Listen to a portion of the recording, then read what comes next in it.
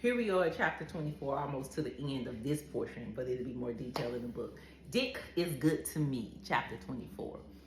So when the boxer had left after I did his taxes, weeks and weeks and weeks had went by, and I hadn't seen or heard from him. Then I talked with his cousin. He only had one sane person in his family, his cousin. She was really cool. She was the one who had his daughter. And let me back and tell you, one of the times that he was so drunk out of his mind, he had an accident in the car with his daughter in the car on the Golden Gate Bridge. Scared the shit out of her. That's why the cousin ended up getting her, because she was so scared of him. But he was so drunk, he didn't even remember. The next day, he come outside, it was like, who wrecked my car? He didn't even realize his car was wrecked. Because, yeah, by now he had got a car. He got a car, because the year before that, I got him a big refund, helped him get a big refund. He got big taxes, so he was able to buy a car. So he did have a car. But, so one day, I called his cousin, and she's just like, oh yeah, he was just here. And I'm like, wait a minute. So this motherfucker's alive? He wouldn't pick up the call. He wouldn't pick up the phone. And then one day, because he used to use everything of mine, he had this iPad. One of my friends wanted, her son wanted the iPad, but she wouldn't go buy it for him. And I knew I had this iPad that I used to let him use. And then I said, let me go ahead and restore this, and I'll go ahead and give it to her son. So I was picking it up to go inside it, and only to find out that all these messages popped up from Instagram. And I'm like, I ain't really, what? So I open the messages up, and what do I see? Him, butt ass naked, in bed with another woman. Not just another woman, a rhinoceros of a woman. And I'm just looking through, and she's saying stuff like, it was so hard for me to leave your bed this morning, you dicked me down. And y'all, when I tell y'all I was fucked up in the head, that shit still fucks with me. I was fucked up in the head, because I done took all this stuff and stood by this dude's side and put him through rehab and just taking a lot of the bullshit or whatever. And then to see that's how you do me. So I immediately called him. He sent me to voicemail. So I kept calling him. He wouldn't answer. So I reached out to the woman. She basically laughed in my face and was like, he don't want you no more. He with me now. I said, do you realize that who I am? But anyway, they both blocked me. I had been blocked. I had been blocked. He blocked me and my entire family on every social media. This was way when he first ghosted me. He blocked everybody. So I couldn't send him no message. So I just let her know, and she was basically like, fuck you. And she blocked me too.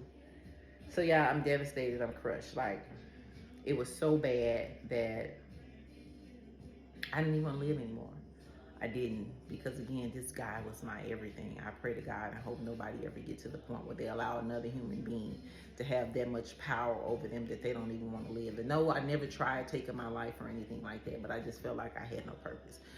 The pain was so bad, it hurt to breathe.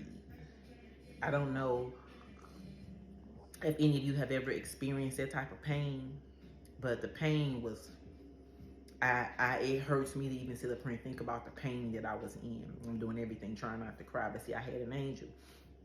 You remember some chapters and chapters ago, I told you one of my friends got married and she wanted to hook me up with her cousin, but you know, it wasn't popping. All he did was talking about his ex-wife or whatever. Anyway, him and I had stayed cordial over the years, and I mean, there was no animosity between us. And just so happened he had just went through a divorce, and I didn't know that, you know, because I've always wished for him to do good and was happy to see him happy.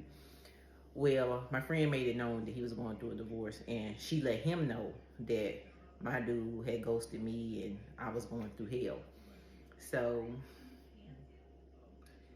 him was my angel. God sent him to me, and he would call me every day and pray with me. He would take trips out to California because he genuinely cared about me. I wasn't even in a frame of mind to be having no sex or anything. he genuinely cared about me. Like when I was going through all that stuff with the boxer, I had nobody to talk to because I didn't tell anybody. So I can't even say nobody was there for me because I didn't tell anybody. I was suffering in silence. When I started telling, and some of them gonna be looking at this and being like, "You never told me that, bitch. You never told me that." I never talked to anybody about any of the pain or the things that he did to me. It'd be detailed in the book. But with the angel, I told him everything. So he would console me. And, you know, I had already got into Peloton. I don't know if y'all, that's how I got the name MG Does Yoga. Um, so the Peloton became my therapy. I would be on that motherfucking bike like 28,000 times a day, you know, and I connected with the Black Peloton community and hooked up with some people that was like legit. We had meet and greets and everything. And it was like, so slowly, you know, I was coming back. I was kind of putting a front on in front of everybody, and I was hiding behind my love for yoga because when I stepped on the mat, nothing matters. If you ever done a yoga class with me, I zone out. I leave everything at the door, just like I tell all my clients. I leave everything at the door.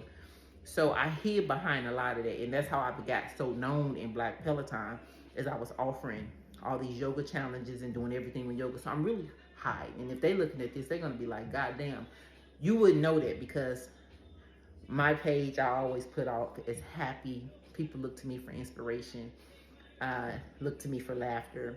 So I don't put my pain on camera. So this me telling these stories in front of the camera like that is huge for me. But I hid that behind training yoga, and I became cool with a lot of people.